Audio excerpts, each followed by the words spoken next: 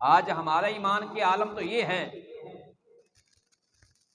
آج کے مسلمان کا ایمان تو ایک چائے کی پیالی پر بک جاتا ہے، چند ٹکوں کی خاطر جو ہے ہم ایمان بیچ دیتے ہیں، ہمارے ایمان کا سودا ہو جاتا ہے، اور لیڈر کی محبت میں ایمان چلا جاتا ہے۔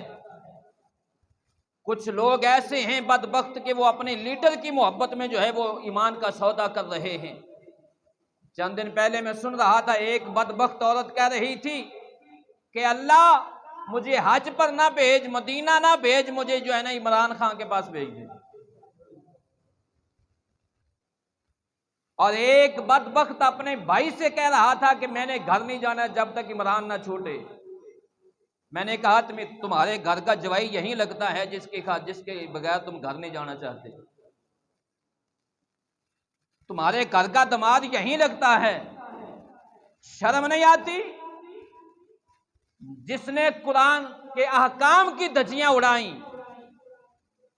جس نے شرعی احکام کی دھجیاں اڑائیں، جس نے شاعر اللہ کو توڑا،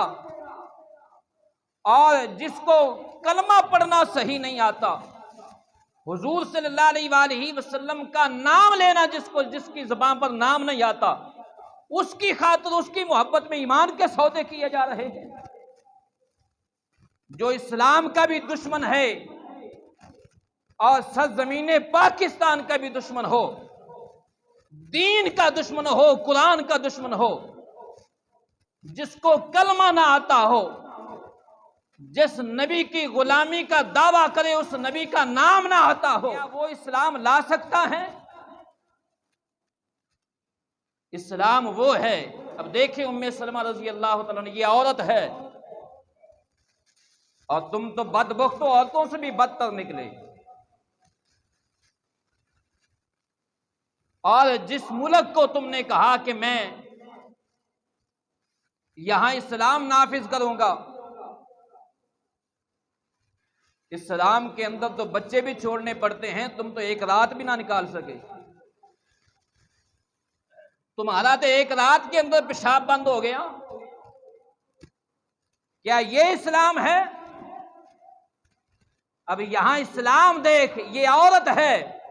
بچے بھی چھن گئے ہیں، خامد بھی چھن گیا، خاندان بھی نہیں رہا، اور پھر بھی اپنے پائے استقلال پر اتنی مضبوطی ہے، اتنی مضبوط ہے کہ رسول اللہ صلی اللہ علیہ وآلہ وسلم کا دامن نہیں چھوڑا۔